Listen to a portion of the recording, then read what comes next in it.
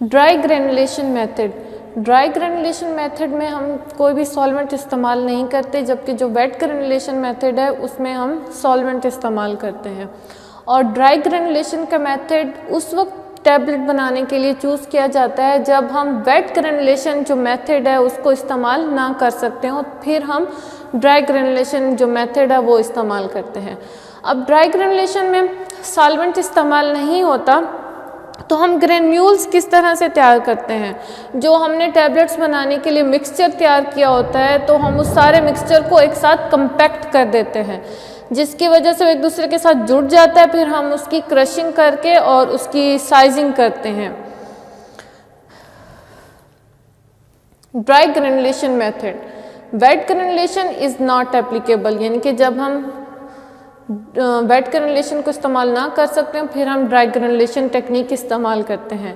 No use of solvent, इसमें solvent इस्तेमाल नहीं होता। Granulation is formed not by moistening और adding a binding agent to powdered mixture.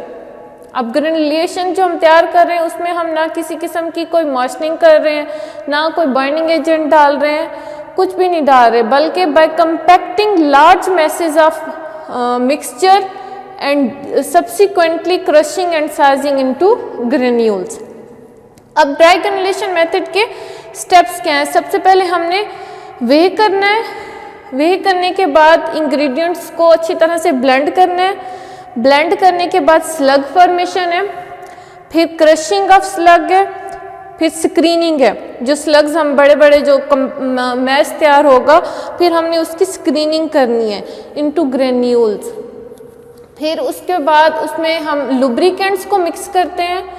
फिर मेकिंग टैबलेट्स बाय कंप्रेसिंग इन machine. फिर वो जो मैश हमारा होगा हम उसको मशीन के अंदर कंप्रेस करके टैबलेट की शक्ल में टैबलेट तैयार कर लेते हैं। जो दूसरा मेथड है direct compression method. Direct compression method में ये होता है कि जो हम मैश तैयार करेंगे उसको डायरेक्ट ही कंप्रेस करके हम टैबलेट की शक्ल में उसको कन्वर्ट कर देंगे। Chemical substances occurring in granule form and having good adhesive properties. अब डायरेक्ट कंप्रेशन का मेथड उनके लिए इस्तेमाल होता है जिनके अंदर अच्छी जो है एडहेसिव प्रॉपर्टीज़ है, एक दूसरे के साथ बाइंड होने की सलाहियत जो है उनकी अच्छी है। फिर हम उनको डायरेक्टली ही टैबलेट की शक्ल में कन्वर्ट कर देते हैं without formation of granules. Granules तैयार के बगैर ही हम उनको टैबलेट की शक्ल में कन्वर्ट कर देते हैं, जैसा कि एस्प्रिन। अब नेक्स्ट जो डोजेज फॉर्म है कैप्सूल। कैप्सूल को किस तरह से तैयार किया जाता है। कैप्सूल को सबसे पहले यहाँ पे डिफाइन किया है कि कैप्सूल कौन सी डोजेज फॉर्म है। Capsule are dosage form containing unit dosage of drug.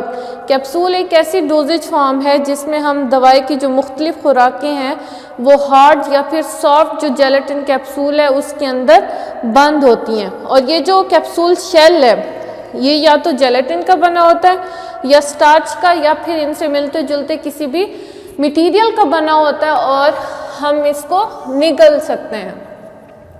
अब जो हार्ड जेलेटिन कैप्सूल्स है इसमें दो पार्ट्स होते हैं, एक बॉडी होती है और दूसरा कैप। बॉडी के अंदर जो हमारी ड्रग है मटेरियल है हम उसको फिल करते हैं, फिर उसके ऊपर कैप हम लगा के उसको बंद कर देते हैं।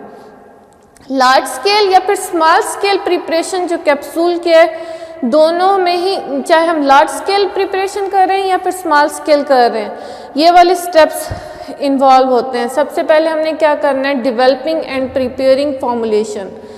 जिस दवाई को हमने कैप्सूल के अंदर इनक्लोज करना है सबसे पहले हम उसको तैयार करेंगे, फिर हम कैप्सूल साइज सेलेक्ट करेंगे, ठीक है। फिर उसके बाद हम कैप्सूल शेल को फिल करेंगे।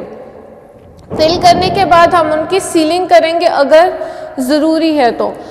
फिर उसकी सीलिंग करने के बाद क्लीनिंग करेंगे और पॉलिशिंग करेंगे, क्लीनिंग और polishing of the field capsule. फिर लास्ट पे क्या करते हैं कि जब दवाई सब कुछ करके और फिर उसको बाहर से अच्छी तरह से साफ़ करते हैं और उसकी पॉलिशिंग करते हैं ताकि कैप्सूल जो है वो दिखने में सही लगे।